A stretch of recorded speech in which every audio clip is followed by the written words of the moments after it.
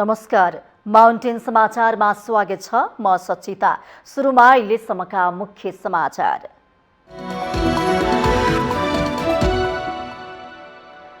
आज जनै पूर्णिमा पर्व देशभर नयाँ जनै फेरेर र रक्षाबन्धन डोरो बाँधेर मनाइँदै 11 थरीका गेडागुडी मिसाई भिचाएर टुसा उमारेर बनाइएको क्वाटी खाने प्रचलन। आगामी निर्वाचनको सीट बाँडफाँडबारे सत्ता गठबन्धन सैद्धान्तिक रूपले सहमति नजिक। वर्तमान प्रतिनिधि सभाको दलीय हैसियत अनुसार सीट बाँडफाँड हुने प्रारम्भिक खाका। निर्वाचनको तयारीमा होमियो प्रमुख प्रतिपक्षी एमाले। केन्द्रीय निर्वाचन परिचालन कमिटिको नेतृत्व अध्यक्ष ओलीले गर्ने। घोषणा पत्र मस्यौदा समिति गठन। विश्वविद्यालयहरूले विश्व बजारमा प्रतिस्पर्धा गर्न सक्ने जनशक्ति उत्पादनमा जोड दिनुपर्ने प्रधानमन्त्री देउवाको भनाई। शिक्षालाई जीवन उपयोगी बनाउनु पर्नेमा जोड। पटक पटकको बाचा पूरा गर्न नसकेका दलहरूलाई आगामी निर्वाचनमा चुनावी एजेन्डाको खडेरी। घोषणा पत्रकै आधारमा मतदातालाई फकाउन छैन सजिलो। श्रीलङ्काका पूर्व राष्ट्रपति गोटाबाया राजपक्षलाई अर्को देशमा स्थायी शरण खोज्न थाइल्याण्डले 90 दिनसम्म बस्न दिने। राजनीतिक गतिविधि गर्न प्रतिबन्ध। र शहीद स्मारक डिभिजन लिग फुटबल पुस 8 गतेदेखि सुरु गर्ने इन्फाको निर्णय। प्रदीप उमगाई राष्ट्रिय फुटबल टोलीका कार्यवाहक प्रशिक्षक नियुक्त।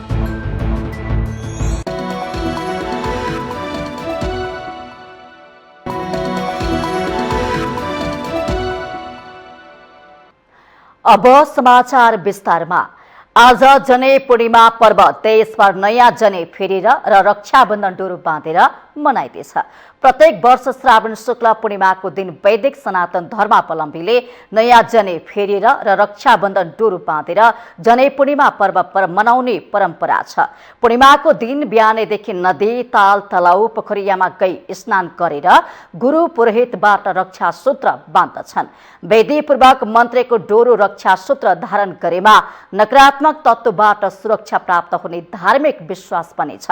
मानव रक्षाको लागि जप, तप र पूजा गरी मन्त्रेको रक्षाबन्धन अर्थात् डोरो वैदिक परम्पराको मन्त्र उच्चारण गर्दै ब्राह्मण र पुरोहितहरूले यजमानको दाहिने नाडीमा बाँधिदिने गरिन्छ। यसै दिन तागाधारीले आफ्नो जनै फेर्नुपर्ने विधान शास्त्रमा उल्लेख छ। तागाधारीले पूर्णिमाको दिन बिहानै पोखरी, ताल, तलाउ, नदी र कुण्डमा गई स्नान गरी जौ, तिल र कुशद्वारा ऋषिहरूलाई तर्पण गरी वैदिक रुद्राभिषेक पद्धतिबाट मन्त्रिएको नयाँ जनै फेर्ने गर्दछन्। अरुधन्ती सहित कश्यप, अत्रे, भारद्वाज, विश्वामित्र, गौतम, जमदग्नि, वशिष्ठ र अगस्त्य गरी 8 ऋषिलाई पूजा एवं तर्पण गर्ने भएकाले आजको दिनलाई ऋषि तर्पणी पनि भन्ने गरिन्छ। नेपालको तराई क्षेत्रमा भने आजको दिन दिदी बहिनीहरूले दाजुभाइले राखी बाँधेर यो पर्व मनाइन्छ। यसबाट दिदी बहिनी र दाजुभाइका बीचमा प्रेम सम्बन्ध बढ्छ भन्ने सामाजिक मान्यता पनि छ। जनै पूर्णिमाको दिन 11 थरीका गेडागुडी मिसाई भिजाएर टुसा उमारेर बनाइएको क्वाटी खाइन्छ। क्वाटी बनाई खानाले शरीरमा रोग नलाग्ने, पेट सफा हुने र वर्षयामभर खेतीपातीको काम गर्दा शरीरमा लागेको चिसो निकाले भित्र देखिने तापको सञ्चार गर्छ भन्ने धार्मिक एवं आयुर्वेद शास्त्रीय मान्यता पनि छ। क्वाटीले रोग प्रतिरोधी क्षमता समेत बढाउने मान्यता छ। यो दिन काठमाडौँको उत्तर पूर्वी भेकमा रहेको मणिचोड, रसुवाको गोसाई कुण्ड, ललितपुरको कुम्बेश्वर, सिन्धुपाल्चोकको 5 पोखरी, धनुषाको जनकपुर धाम, धनुषसागर र गंगा सागर, जुम्लाको दान साधु एवं नवलपरासीको त्रिवेणी धाम लगायतका स्थानमा बिहानैदेखि मेला लाग्ने गरेको छ।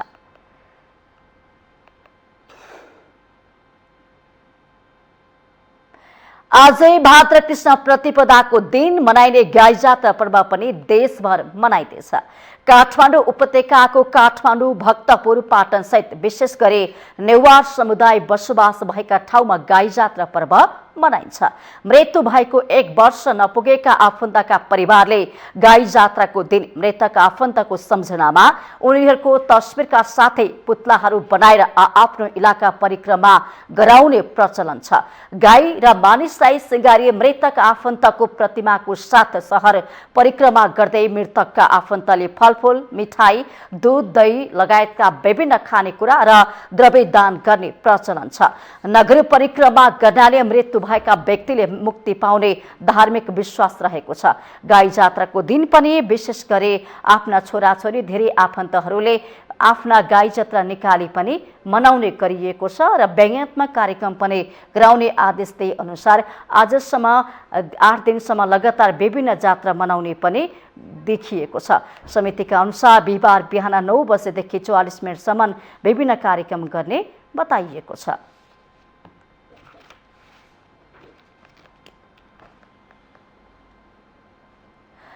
सत्तारूढ गठबन्धनको तालमेलको विषय टुङ्ग्याउन गठित कार्यदलले भागमण्डाको विषयमा सैद्धान्तिक रूपले सहमति नजिक पुगेको जनाएको छ। बिहिबार प्रधानमन्त्री निवास बालोटारमा कार्यदलको बैठकले सहमतिको प्रारम्भिक खाका तय गरेको हो। कार्यदल सदस्य तथा नेकपा माओवादी केन्द्रका नेता देव गुरुङले तालमेलको लागि सहमतिको मोडालिते तयार गर्ने काम सकारात्मक रूपले अगाडि बढेको बताउनु भएको छ। बैठकपछि सञ्चारकर्मीलाई संक्षिप्त प्रतिक्रिया दिँदै उहाँले तालमेलको विभिन्न मोडालिटीको बारेमा छलफल भएको जानकारी दिनुभएको हो। उहाँले चालु आर्थिक सदनमा सांसदहरूको सेटको आधारमा सहमति खोज्ने छलफल अघि बढेको जानकारी दिनुभयो। मोटामोटी रूपले सैद्धान्तिक रूपले चाहिँ सहमतिको नजिक चाहिँ पुग्न खोजेको छ। त्यसलाई चाहिँ फेरि पनि आफ्ना दलहरूभित्र बसेर अलिकति सरसल्लाह र परामर्श गरेर चाहिँ आउँदो मिटिङमा चाहिँ त्यसलाई फाइनलाइज गर्नुपर्छ भन्ने कुरा भएको छ।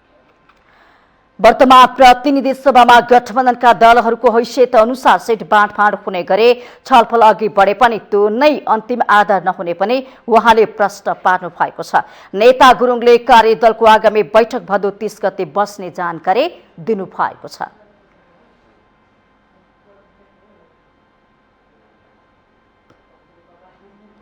प्रमुख प्रतिपक्षी दल नेकपा एमाले आगामी चुनावको घोषणा पत्र मस्यौदा समिति गठन गरेको छ। बिहिबार पार्टी केन्द्रीय कार्यालयमा बसेको पार्टीको बैठकले 8 सदस्यीय चुनावी घोषणा पत्र मस्यौदा समिति गठन गरेको हो। समितिमा पार्टी अध्यक्ष केपी शर्मा ओलीको नेतृत्वमा वरिष्ठ उपाध्यक्ष ईश्वर पोखरेल, उपाध्यक्ष अष्टलक्ष्मी साके, रामबहादुर थापा, विष्णु प्रसाद पौडेल, महासचिव शंकर पोखरेल, उपमहासचिव प्रदीप गेवाली र विष्णु रिमाल हुनुहुन्छ। सञ्चारकर्मीहरूसँग कुरा गर्दै पार्टीका प्रचार विभाग प्रमुख पृथ्वी सुब्बा गुरुङले अध्यक्ष केपी शर्मा ओलीको नेतृत्वमा केन्द्रीय निर्वाचन परिचालन कमिटी गठन गरेको बताउनु भएको छ। बैठकले 15 विभागका सचिवहरू मनोनयन गर्दै केही केन्द्रीय सदस्यको जिम्मेवारी पनि हेरफेर गरेको छ। मस्यौदा समिति आजको बैठकले गठन गरेको छ। त्यो पार्टी अध्यक्ष केपी शर्मा ओलीको नेतृत्वमा वरिष्ठ उपाध्यक्ष ईश्वर पोखरेल, उपाध्यक्ष अष्टलक्ष्मी साक्य, उपाध्यक्ष रामबहादुर थापा, उपाध्यक्ष विष्णु प्रसाद पौडेल, महासचिव शंकर पोखरेल, उपमहासचिव प्रदीप गेवाली र उपमहासचिव विष्णु रिमाल रहेको 8 सदस्यीय चुनावी घोषणापत्र मस्यौदा समिति पनि गठन गरेका छौँ। एमाले आगामी भदौ 7 गते पार्टीको स्थायी कमिटी, 9 गते पोलिट ब्युरोको र भदौ 10 र 11 गते केन्द्रीय कमिटीको बैठक बोलाएको छ।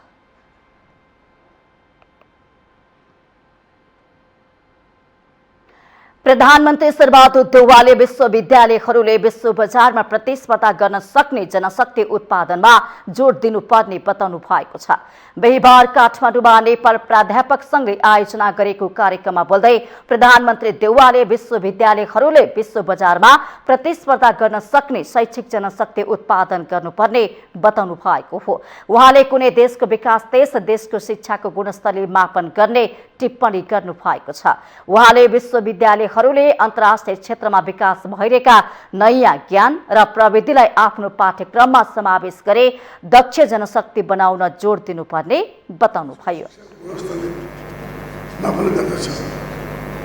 विश्वविद्यालयहरूले राष्ट्रिय अन्तर्राष्ट्रिय क्षेत्रमा विकास भइरहेको नयाँ ज्ञान र प्रविधिलाई आफ्नो पाठ्यक्रममा समावेश गरी विश्व बजारमा प्रतिस्पर्धा गर्न सक्ने शैक्षिक जनशक्ति उत्पादनमा जोड दिनुपर्दछ।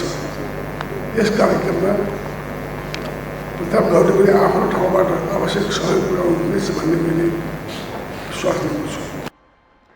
विश्वविद्यालयहरूको शैक्षिक गुणस्तरलाई प्रतिस्पर्धी बनाउन प्राध्यापकहरू प्रयत्नशील हुनु आवश्यक रहेको उल्लेख गर्दै प्रधानमन्त्री देउवाले उच्च शिक्षालाई अनुसन्धानमूलक जीवन उपयोगी रोजगारमूलक बनाउनु पर्नेमा जोड दिनुभयो। आवश्यक छ। उच्च शिक्षामा सुधार सँगसँगै हाम्रा परम्परागत ज्ञान, सिप, धर्म, संस्कृति, दर्शन, सङ्गीत, साहित्यहरूको सर्वस्व सम्बद्ध गर्दै नयाँ पिँढीमा ज्ञान, सिप हस्तान्तरण गर्न ध्यान दिन जरुरी छ। सोही कार्यक्रममा बोल्दै शिक्षा विज्ञान तथा प्रविधि मन्त्री देवेन्द्र पौडेलले विश्वविद्यालयमा तालाबन्दी नगर्न सरकारवाला सबैलाई आग्रह गर्नु भएको छ। विश्वविद्यालयका पदाधिकारी, विद्यार्थी, कर्मचारी र प्राध्यापकहरूको मागको सम्बन्धमा वार्ता तथा सहमतिबाट हल खोज्नुपर्ने भन्दै मन्त्री पौडेलले तालाबन्दी नगर्न आग्रह गर्नु भएको हो। उहाँले आंशिक करार लगायतका प्राध्यापकहरूको समस्या समाधान गर्न प्रधानमन्त्रीसँग आग्रह पनि गर्नु भएको छ। प्राध्यापक जति सबै विश्वविद्यालयको जति सेवा आयोगमा प्रतिस्पर्धा गरेर आउने प्रणाली स्थापित नहुँदासम्म हामीले योग्य प्राध्यापक चाहिँ निर्माण गर्न सक्दैनौँ। यसको अर्थ अहिलेका समस्याहरू हल नगर्ने भनेको एकपटक हामी हल गरेर सुल्झायौँ भनेदेखि जहिलेसुकै व्यवहारको रूपमा अर्थ मन्त्रालयमा यो आउँदैन। विश्वविद्यालय सुधार्ने जिम्मेवारी सरकारवाला सबैको काँधमा रहेको भन्दै उहाँले सरकारको तर्फबाट गर्नुपर्ने काम गर्न तयार रहेको पनि बताउनु भएको छ।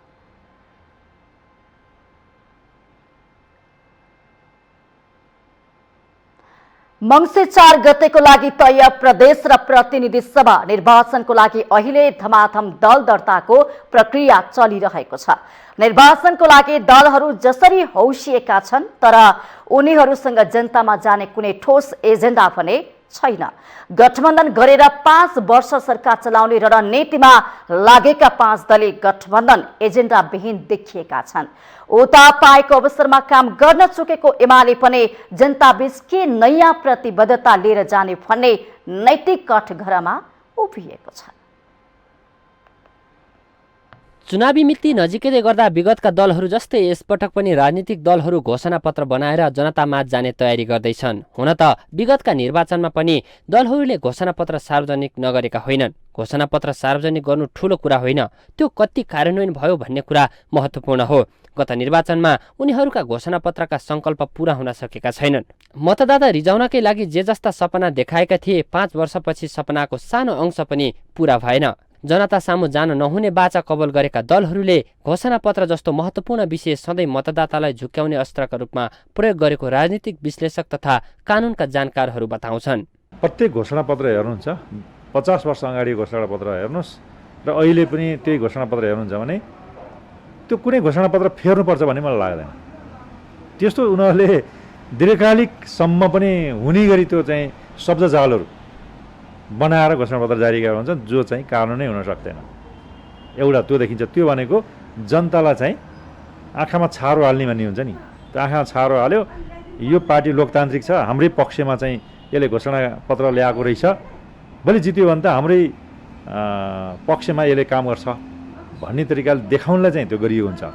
तर देखाउने र त्यो कार्यान्वयन गर्ने चाहिँ फरक हुँदो रहेछ। 2074 सालमा कांग्रेस एक्लै तथा हालका प्रमुख 2 वाम घटक नेकपा एमाले र माओवादी केन्द्र संयुक्त रूपमा चुनावी मैदानमा थिए। ती दलका घोषणापत्र र देशको अहिलेको अवस्थामा कतै परिवर्तनको आवाज जनताले महसुस गर्न पाएका छैनन्। वास्तविकता भन्दा निकै पर फोस्रा नारा दिन सिपालु दलहरू यसपालि पनि मंसिर 4 गतेका लागि नयाँ घोषणापत्र लेख्ने कसरतमा छन्। जनतालाई भ्रममा पार्ने, जनताले ठुल्ठुलो सपना देखाउने, जनताले झुक्याउने र चुनाव जितिसकेपछि चुनावपछि चाहिँ जनतालाई मुखै नदेखाउने, त्यो कामै पुरा नहुने, त्यो काम चाहिँ एमाले नगर्ने भएको हुनाले आज चाहिँ नेकपा एमाले सबभन्दा लोकप्रिय पार्टी छ।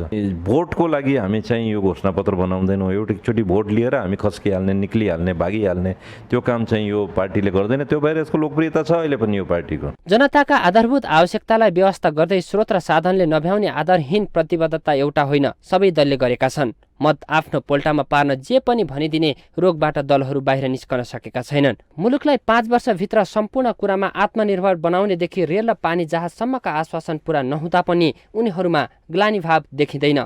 आगामी चुनावमा नेताहरूको खोक्रो प्रतिबद्धता र आश्वासनबाट मतदाताले मत दिन नहुने विश्लेषक ज्ञावलीको भनाइ छ। अबको निर्वाचनमा 5 वर्ष अगाडिको घोषणापत्र कुन पार्टीले के पेश गरेको थियो होइन र कुन उम्मेदवारले के घोषणापत्र जारी गरेको थियो त्यसको अडिट चाहिँ पोलिटिकल अडिट अथवा घोषणापत्र अडिट जनताले राख्नु पर्यो। फेरि अहिले चाहिँ नयाँ घोषणापत्र के ल्याएछन्, अहिलेको घोषणापत्र र पहिलाको घोषणापत्र दाँजेर हेर्नुहोस् र पुरानो घोषणापत्र जे चाहिँ उनीहरूले भनेको थियो त्यो घोषणापत्र अनुसार कानुन भएको रहन्छ।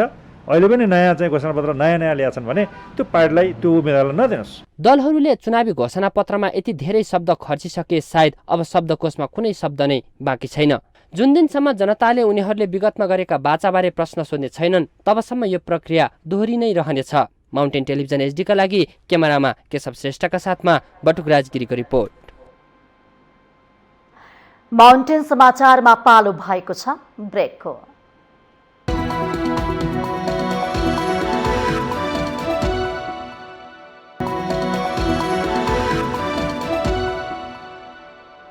ब्रेकपछि स्वागत छ। अब बाँकी समाचार।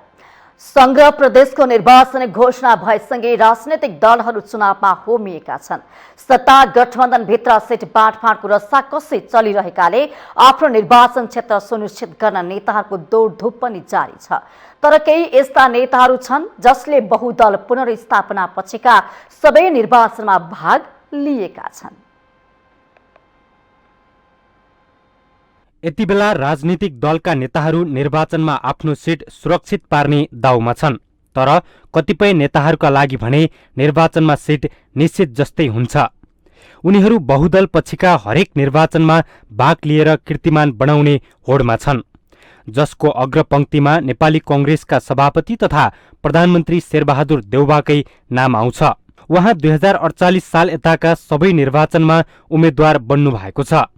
त्यस्तै नेकपा यसका सम्मानित नेता झलनाथ खनाल, एमाले अध्यक्ष केपी ओली, कांग्रेस वरिष्ठ नेता रामचन्द्र पौडेल, कृष्णप्रसाद सिटौला, वामदेव गौतम, अर्जुन नरसिंह केसी, बलबहादुर केसी, रमेश रिजाल, दीपकुमार उपाध्याय, रामशरण महत र विजय कुमार गच्छेदार लगायतका नेताहरू कीर्तिमान बनाउने दौडमा छन्। यसपटक पनि उनीहरू चुनाव लड्ने पक्का जस्तै छ।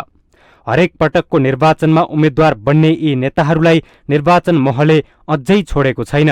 यसरी निर्वाचनमा अरूलाई पालो नदिने गलत संस्कारबाट देशलाई बचाउन युवाहरूले हिम्मत गर्नुपर्ने बेला आएको विश्लेषकहरू बताउँछन्। उहाँहरूलाई अब पनिस गर्ने हो नि त। तिनै मान्छेहरूलाई सधैँ जिताउने कि नजिताउने, उम्मेदवार बन्ला तर उनलाई हराइदिन त सक्नुहुन्छ नि तपाईँहरूले। अब युवाहरू अथवा जो पनि हो जसले चाहँदैन उनीहरूले मात्रै चाहेर त उम्मेदवारी बन्दैन। एउटा त त्यसको लागि साङ्गठनिक संरचनामा सुधार ल्याउनु पर्यो, युवा मैत्री सामाजिक साङ्गठनिक संरचना बनाउनु पर्यो। त्यो भएपछि त्यस्ता मान्छे टिकटबाटै आउट हुन्छन्। तर पार्टीले नै टिकट दिइरह्यो भने पनि त्यस्ता मान्छेलाई अब सबै मिलेर चाहिँ हराइदिनु पर्यो। लोकसभाका अध्यक्ष महन्त ठाकुर पनि लोकतन्त्रको उच्चतम प्रयोग गर्ने नेताहरूको पंक्तिमा हुनुहुन्छ। उहाँ पार्टी परिवर्तन गरेरै भए पनि सबै निर्वाचनमा भाग लिने नेतामध्ये एक हुनुहुन्छ। राजेन्द्र महतो पनि निरन्तर चुनावी मैदानमा हुनुहुन्छ। देशमा गणतन्त्र स्थापनापछि माओवादी अध्यक्ष पुष्पकमल दाहाल, नेपाल समाजवादी पार्टीका अध्यक्ष बाबुराम भट्टराई, वर्षमान पुन, जनार्दन शर्मा लगायतका नेताहरू पनि निर्विकल्प उम्मेद्वार जस्तै बनेका छन्। बारम्बार अवसर हात पारेर शक्तिमा पुगे तापनि यी नेताहरूले राष्ट्रका लागि उल्लेख्य योगदान दिन नसकेको भन्दै अबको निर्वाचनबाट विदा गर्नुपर्ने बेला भएको सर्वसाधारणहरू बताउँछन्। जो नेता आए पनि कान्छे भने जस्तो भइरहेछ अहिले होइन। जो आए पनि ठुल्ठुलो कुरा गर्छन् तर सत्तामा पुगेपछि आफ्नो रूप देखाइहाल्छन् होइन। त्यही हो। तर मलाई त अब कुनैसम्म नै आश छैन होइन। त्यही स्वतन्त्र पार्टीको बरु एक दुईजना छन् होइन केही गर्लान् भन्ने। त्यही हिसाबले अब म पनि अब भोट दिएँ भनेदेखि त स्वतन्त्रलाई नै दिन्छु होइन। म त के भन्छु नि अरूहरूलाई पनि स्वतन्त्रलाई नै भोट दिए भन्छु होइन। युवा आउनुपर्छ होइन। जबसम्म युवा आउँदैन होइन यो देशमा केही पनि हुनेवाला छैन। बुढा नेता भए पनि सहयोग चाहिँ युवाकै लिनुपर्छ। कार्यकर्ता युवा नै हुन्छन्। युवाहरूलाई अगाडि नबढाएर बुढाहरू नै अगाडि बढ्छन्। बरु त्यसको सट्टामा उहाँहरू सल्लाहकार भइदिएर अथवा उनीहरूको चाहिँ मार्गनिर्देशक भइदिएर नेतृत्व उनीहरूलाई दिएर देशको विकासका लागि अलि ऊर्जा भएका नयाँ युवकहरूलाई बढाइदिए राम्रो हुन्थ्यो भन्ने लाग्छ मलाई। मूलधारका साना ठूला सबै राजनीतिक दलमा यस्ता थुप्रै नेताहरू छन् जो हरेक संसदीय निर्वाचनमा निर्विकल्प उम्मेद्वार बन्दै आएका छन्। कतिपय नेताले प्रत्यक्षतर्फ चुनाव लड्दा लाग्ने खर्च जुटाउन नसक्दा आफ्नो सिट समानुपातिकतर्फ सुरक्षित गर्ने गरे पनि कतिपय भने अझै निर्वाचन क्षेत्र परिवर्तन गरेर होस् या पार्टी परिवर्तन गरेर जसरी भए पनि उम्मेद्वार बन्ने होडमा छन्। आफ्नो निर्वाचन क्षेत्रलाई सरकारी जागिर जस्तो पक्का बनाई बसेका बारम्बार परीक्षित नेताहरूको मूल्याङ्कन भने अब सम्बन्धित निर्वाचन क्षेत्रका जनताले गम्भीर भएर गर्नुपर्ने बेला आएको छ। माउन्टेन टेलिभिजन एचडीका लागि क्यामेरामा निखिल कपालीका साथमा शीतल रिजाल, काठमाडौँ। जनजातिहरूको भाषा, कला, संस्कृति र परम्पराहरूको आवश्यक अध्ययन, अनुसन्धान र अभिलेखीकरण गर्न आदिवासी जनजाति आयोगलाई निर्देशन दिएको छ। संघीय संसद प्रतिनिधि सभा अन्तर्गतको महिला तथा सामाजिक समितिको बिहिबार सिंहदरबारमा बसेको बैठकले आदिवासी जनजातिहरूको उत्थानको लागि नीतिगत र कार्यगत क्षेत्रमा योगदान पुग्ने गरी अभिलेखीकरण गर्न आयोगलाई निर्देशन दिएको हो। आयोग र आदिवासी जनजाति उत्थान राष्ट्रिय प्रतिष्ठानको कार्य प्रकृति उस्तै रहेको निष्कर्ष निकाल्दै समितिले दोहोरो संरचना राज्यको लागि आवश्यक भए नभएको पहिचान गर्न गराउन सरकारलाई सचेत पनि गराएको छ। समितिको यो बैठक संवैधानिक आयोगको विद्यमानतामा लगभग समानान्तर उद्देश्यको प्रतिष्ठानको उपस्थिति कति आवश्यक छ शीघ्र अध्ययन गरी एकै प्रकृतिको कार्यका लागि दोहोरो संरचना आवश्यक भए नभएको पहिचान गर्न गराउन समितिको यो बैठक नेपाल सरकार, प्रधानमन्त्री तथा मन्त्री परिषदको कार्यालय र संघीय मामिला तथा सामान्य प्रशासन मन्त्रालयलाई निर्देशन गर्दछ। बैठकमा समितिका सदस्यहरूले संवैधानिक आयोगहरूले आवश्यक समन्वयन गरेर काम अघि बढाउन नसकेको भन्दै असन्तुष्टि जनाउनु भएको थियो। नेकपा माओवादी केन्द्रकी सांसद अमृत थापा मगरले आदिवासी जनजातिहरूको हितको प्रवर्धन हुने गरी आवश्यक अध्ययनको कामलाई अघि बढाउन आदिवासी जनजाति आयोगको ध्यानाकर्षण पनि गराउनु भएको छ। सस्टेनेबलमा पनि चाहियो हामी अनि आफ्नो पनि जोगाउनु पर्यो भने त्यसको बीज पोइन्ट के हो त? यदि अर्कालाई गाली गरेर तैँले हिजो हामीलाई शासन गरिस् अब भन्ने खालले पनि यहाँ हुनेवाला छैन। नेकपा एमालेका सांसद नारायण प्रसाद खतिवड़ाले राज्यमा समान प्रकृतिका संरचनाहरू आवश्यक नहुने भएकाले त्यस सम्बन्धमा सरकारले अध्ययन गरे आवश्यक निर्णय लिनुपर्ने धारणा राख्नु भएको छ। उहाँले आदिवासी जनजातिहरूको पहिचान हुने गरी अध्ययन अनुसन्धानको काम गर्न आदिवासी जनजाति आयोग गम्भीर ध्यानाकर्षण पनि गराउनु भएको छ। हाम्रो सम्पत्ति भनेकै संस्कृति हो। हाम्रो सम्पत्ति भनेकै विदेशीहरू हामी कहाँ आउने चासो राख्ने भनेकै हाम्रो भाषा र संस्कृतिको कारणले विदेशीहरूले हामीलाई अलिकति चाहिँ हेरिरहेको, पर्यटन बढिरहेको हुनाले यता आदिवासी जनजाति आयोगका अध्यक्ष रामबहादुर थापा मगरले संवैधानिक आयोगहरू र त्यसका पदाधिकारीहरू तोकिएको मापदण्ड पूरा गरेर आएकाले उनीहरूले आफ्नो जिम्मेवारी पूरा गर्नेमा विश्वस्त हुन पनि समितिलाई पटक पटक आग्रह गर्नु भएको छ। बनाउन सकिएन भने गाह्रो हुन्छ, होइन भने के हो भने हामी अब यहाँ अब होइन 5 जना पदाधिकारी छौँ भनेदेखि हामीलाई राज्यले चाहिँ करिब 1 लाखको खर्च गरिसकेको होइन, गाडी दिएको छ, पिएसओ दिएको छ होइन। हामी यस्तै बस्न चाहन्न, हामी काम गर्न चाहन्छौँ। अध्यक्ष थापा मगरले संवैधानिक आयोगहरूलाई चलायमान बनाउने काममा सरकारको भूमिका पनि महत्त्वपूर्ण हुने बताउनु भएको छ। कृषि तथा पशुपक्षी विकास मन्त्री मृगेन्द्र कुमार सिंह यादवले सरकारले कृषिमा आवश्यक लगानी गर्न नसकेको स्वीकार गर्नु भएको छ। बिहिबार खाद्यको लागि कृषि अभियानले बुझाएको ध्यानाकर्षण पत्र ग्रहण गर्दै मन्त्री यादवले यस्तो बताउनु भएको हो। मन्त्री यादवले सरकारले अहिले कृषिमा गरिरहेको लगानीले आवश्यकतालाई परिपूर्ति गर्न नसक्ने बताउनु भएको छ। उहाँले नेपाल कृषि प्रधान देश र अधिकांश नागरिक कृषिमा आश्रित रहे पनि सरकारले कृषि क्षेत्रको प्रवर्धन र विकासको लागि आवश्यक लगानी गर्न नसकेको स्वीकार गर्नु भएको हो। उहाँले रासायनिक मलको कारण बढी मात्रामा विदेशमा पैसा बाहिरिएको भन्दै नागरिकमा प्राङ्गारिक मलको प्रयोगको बारेमा सचेतना फैलाउन आवश्यक रहेको किसानहरूले पनि प्रारम्भिक मलतिर चाहिँ प्रचार प्रसार गरेर होस्, उनीहरू चाहिँ रासायनिक मल नै खोजिरहन्छन्। प्रारम्भिक मल हो, अरू मल जुन गरौँला मल हुन्छ त्यतातिर चाहिँ उनीहरू त्यसैले चाहिँ त्यतातिर पनि हामी सबै मिलेर प्रारम्भिक मलतिर चाहिँ यति गरौँ। यसबीच खाद्यको लागि कृषि अभियानले संविधानले व्यवस्था गरे बमोजिम नागरिकको खाद्य अधिकार, खाद्य सुरक्षा तथा खाद्य सम्प्रभुता सम्बन्धी मौलिक हकलाई कार्यान्वयन गर्न पनि माग गरेको छ। यस्तै खाद्य अधिकार तथा खाद्य सम्प्रभुता सम्बन्धी ऐन 2075 आउनु अनिवार्य रहेको र ऐनमा भएका कतिपय व्यवस्थालाई कार्यान्वयन गर्ने सम्बन्धमा नियमावली नहुँदा अप्ठ्यारो भइरहेको भन्दै नियमावली तत्काल लागू गर्न माग पनि गरेको छ। नेपाली कांग्रेसका वरिष्ठ नेता रामचन्द्र पौडेलले कला र साहित्यको अवमूल्यन गर्नु नहुने बताउनु भएको छ।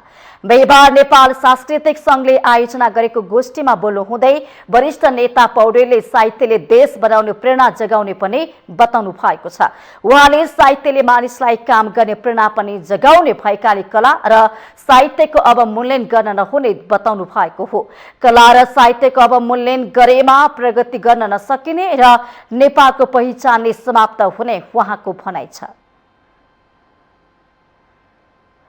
साहित्यले मान्छेलाई काम गर्ने प्रेरणा जगाउँछ हैन, देश बनाउने राष्ट्र बनाउने प्रेरणा जगाउँछ। त्यसमा साहित्य र कलाको महत्त्व हामीले अन्डर एस्टिमेट गर्नुहुन्न।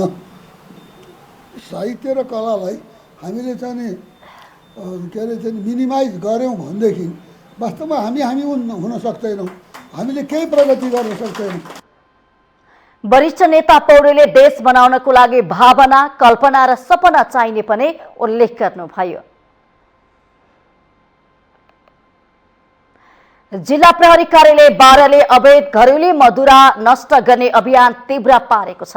अपराधिक गतिविधि, घरेलु हिंसा र सवारी दुर्घटना न्यूनीकरण गर्दै आगामी निर्वाचनलाई शान्तिपूर्ण बनाउन अभियान थालेको प्रहरीले जनाएको छ। स्थानीय जनप्रतिनिधिको सहयोगमा अवैध घरेलु मदिरा बनाउने स्थानको पहिचान गरी नष्ट गर्न थालिएको प्रहरीको भनाइ छ।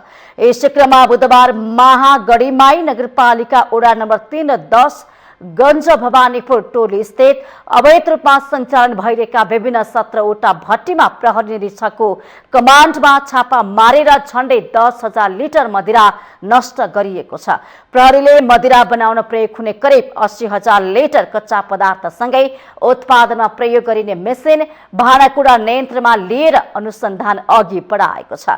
भट्टी सञ्चालकहरूले पक्कै घरभित्र 10-12 हजारको भूमिगत ट्याङ्कीहरू निर्माण गरी न्यून गुणस्तरका मदिरा भण्डारण गरी बिक्री गर्दै आएको प्रहरीले जनाएको छ। आगामी संघ प्रदेश सदस्यको निर्वाचनको लागि म्यादी प्रहरी भर्नामा पूर्व म्यादी प्रहरी र पूर्व सुरक्षा कर्मीहरूले विशेष प्राथमिकता पाउने भएका छन्। बिहिबार प्रहरी प्रधान कार्यालयमा आयोजित पत्रकार सम्मेलनमा प्रहरी महानिरीक्षक आइजिपी धीरज प्रताप सिंहले यस्तो बताउनु भएको हो। उहाँले हाल म्यादी प्रहरीको संख्या निको नभइसकेको तर गृह मन्त्रालयमा खर्च र सुरक्षा कर्मीको संख्याबारे भने छलफलको लागि सूची पठाइसकेको बताउनु भएको छ। उहाँले म्यादी प्रहरीलाई 40 दिनको लागि भर्ना गर्ने र गत स्थानीय निर्वाचनमा दिएको सेवा सुविधा नै प्रदान गर्ने बताउनु भएको हो। उहाँले निर्वाचनको लागि आवश्यक सुरक्षा परिचालन दिने कुरा सम्बन्धित मन्त्रालयबाट प्राप्त भइसकेको निर्वाचन सम्पन्न गर्नको लागि लाग्ने आवश्यक म्यादी प्रहरीको भर्ना, म्यादी प्रहरीको संख्या, म्यादी प्रहरीलाई लाग्ने खर्च लगायत नेपाल प्रहरीको परिचालन गर्ने बेलामा लाग्ने खर्च लगायतका तिनीहरू चाहिँ प्रारम्भिक चरणमा हामीले गृह मन्त्रालयमा प्रस्ताव गरिसकेका छौँ। उहाँले नेपाल प्रहरी निर्वाचनको तयारीका साथै अपराध अनुसन्धान र नियन्त्रणमा पनि गम्भीर बनिरहेको दावी गर्नुभयो।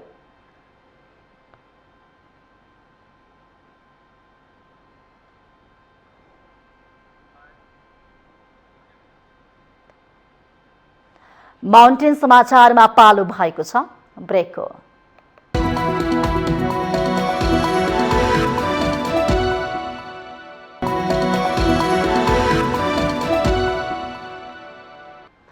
ब्रेकपछि स्वागत छ। अब बाँकी समाचार। कोरोना भाइरसको संक्रमणबाट एकै दिन 5 जनाको मृत्यु भएको छ। कोरोनाको पछिल्लो लहरमा एकै दिन यति धेरै संक्रमितको मृत्यु भएको यो पहिलो घटना भएको स्वास्थ्य तथा जनसङ्ख्या मन्त्रालयले जनाएको छ। नेपालमा हालसम्म कोरोनाको महामारीबाट 11,982 जनाको मृत्यु भइसकेको छ। यस्तै पछिल्लो 24 घण्टामा थप 815 जना संक्रमित थपिएको स्वास्थ्य तथा जनसङ्ख्या मन्त्रालयले जनाएको छ। 4,534 जनाको परीक्षण गर्दा पीसीआर विधिबाट 465 जना तथा एन्टिजेन विधिबाट 350 जनामा संक्रमण पुष्टि भएको हो। यही अवधिमा थप 476 जना संक्रमण मुक्त भएका छन् भने 31,761 जनाले कोरोना विरुद्धको खोप पनि लगाएका छन्।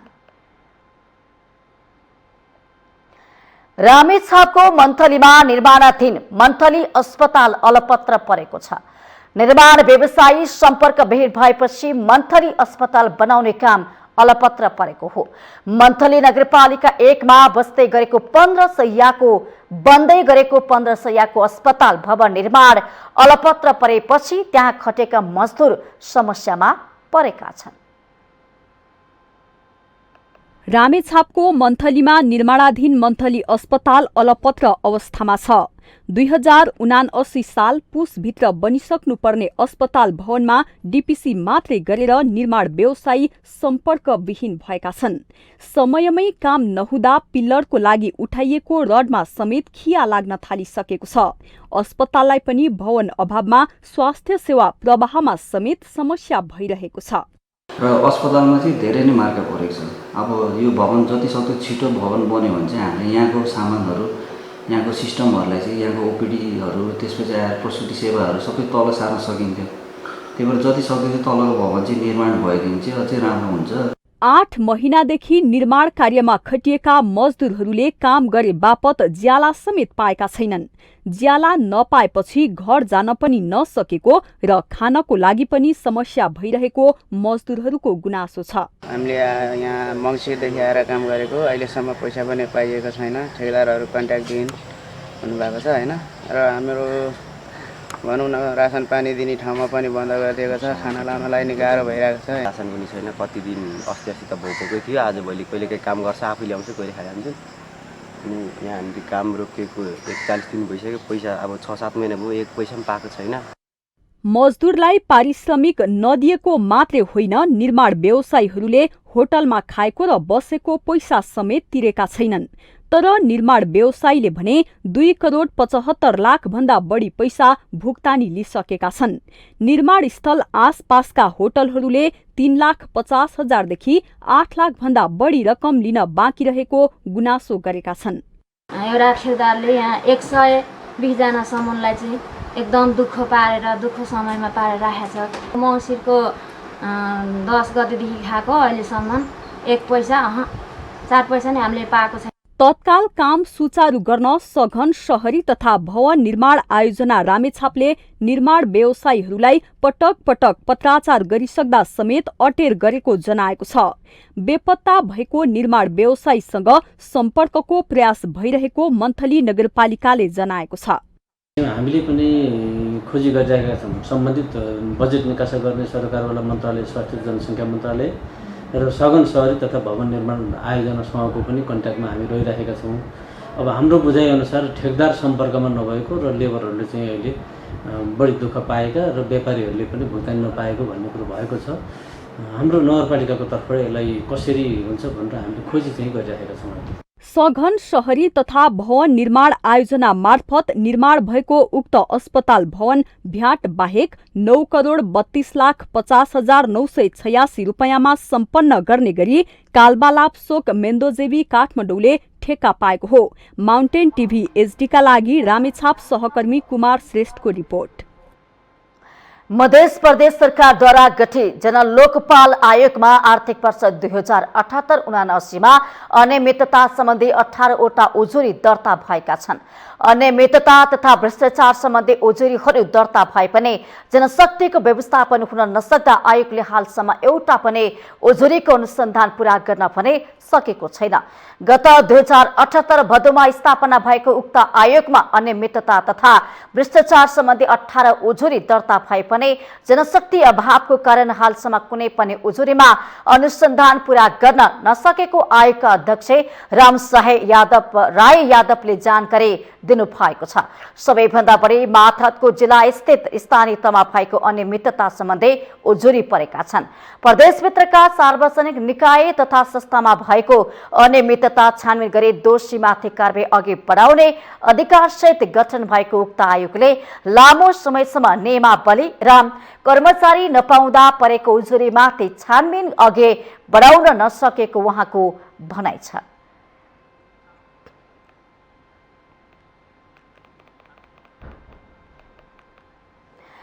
हामीसँग आर्थिक, अन्तर्राष्ट्रिय र खेल समाचार बाँकी नै छन्। माउन्टेन समाचारमा पालो भएको छ ब्रेकको।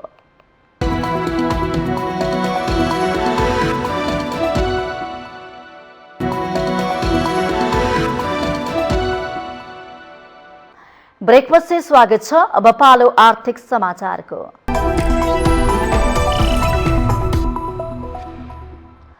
खोकनाको जग्गा प्राप्ति विवादले काठमाडौँ तराई मधेस द्रुतमार्ग राष्ट्रिय गौरवको आयोजनाको लागत र समय दुवै बढ्ने देखिएको छ।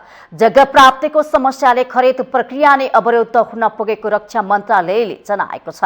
यो आयोजनाको भौतिक प्रगति 21.18% र वित्तीय प्रगति 19.58% छ। विभिन्न 11 प्याकेजमा काम भइरहेकाले प्याकेज अनुसारको प्रगति फरक रहेको र सोही अनुसार काम जारी रहेको नेपाली सेनाले जनाएको छ। आयोजनाको विस्तृत परियोजना प्रतिवेदन 2076 भदौ 1 मा स्वीकृत भएर काम अघि बढाइएको थियो। यो आयोजनाको लम्बाई 72.5 किलोमिटरको छ। महादेव डाँडा, ढेब्रे र लेन डाँडामा गरी 6.41 किलोमिटरको सुरुङ मार्ग रहेको छ। कुल 87 पुल निर्माण गर्नुपर्ने हुन्छ। आयोजनाको कुल लागत 1,75,19,35,00,000 रहेको छ।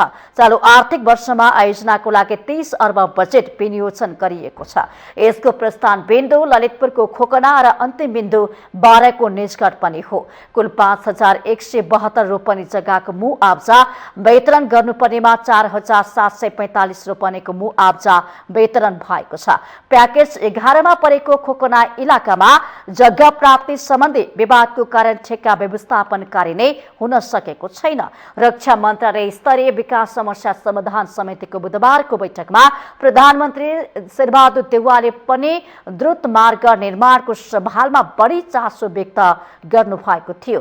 सेनाको उच्च कार्य सम्पादन क्षमतालाई मध्यनजर गरी राष्ट्रिय गौरवको योजना निर्माणको जिम्मा समेत सेनालाई दिएको उल्लेख गर्दै उहाँले तराईलाई राजधानीसँग छोटो दूरीबाट जोड्ने द्रुत मार्ग निर्माणलाई जति सक्दो चाँडो सम्पन्न गर्नुपर्ने आवश्यकतातर्फ सम्बन्धित निकायको ध्यानाकर्षण पनि गराउनु भएको थियो।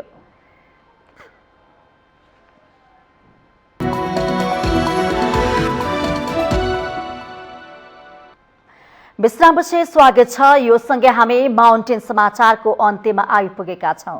जाँदा जाँदै मुख्य समाचार पुनः एकपटक। आज जनै पूर्णिमा पर्व देशभर नयाँ जनै फेरेर र रक्षाबन्धन डोरो बाँधेर मनाइँदै 11 थरीका गेडागुडी मिसाई भिजाएर टुसा उमारेर बनाइएको क्वाटी खाने प्रचलन। आगामी निर्वाचनको सिट बाँडफाँड बारे सत्ता गठबन्धन सैद्धान्तिक रूपले सहमति नजिक। वर्तमान प्रतिनिधि सभाको दलीय हैसियत अनुसार सिट बाँडफाँड हुने प्रारम्भिक खाका। निर्वाचनको तयारीमा होमियो प्रमुख प्रतिपक्षी एमाले। केन्द्रीय निर्वाचन परिचालन कमिटिको नेतृत्व अध्यक्ष ओलीले गर्ने घोषणापत्र मसौदा समिति गठन। विश्वविद्यालयहरूले विश्व बजारमा प्रतिस्पर्धा गर्न सक्ने जनशक्ति उत्पादनमा जोड दिनुपर्ने प्रधानमन्त्री देउवाको भनाई। शिक्षालाई जीवन उपयोगी बनाउनु पर्नेमा जोड। पटक पटकको बाचा पूरा गर्न नसकेका दलहरूलाई आगामी निर्वाचनमा चुनावी एजेन्डाको खडेरी। घोषणा पत्रकै आधारमा मतदातालाई फकाउन छैन सजिलो। श्रीलङ्काका पूर्व राष्ट्रपति गोटाबाया राजापाक्सेलाई अर्को देशमा स्थायी शरण खोज्न थाइल्याण्डले 90 दिनसम्म बस्न दिने। राजनीतिक गतिविधि गर्न भने प्रतिबन्ध। र शहीद स्मारक डिभिजन लिग फुटबल पुस 8 गतेदेखि सुरु गर्ने इन्फाको निर्णय। प्रदीप कुमार गाई राष्ट्रिय फुटबल टोलीका कार्यवाहक प्रशिक्षक नियुक्त।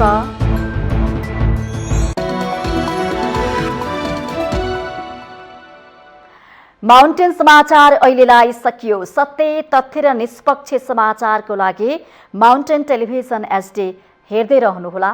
नमस्ते।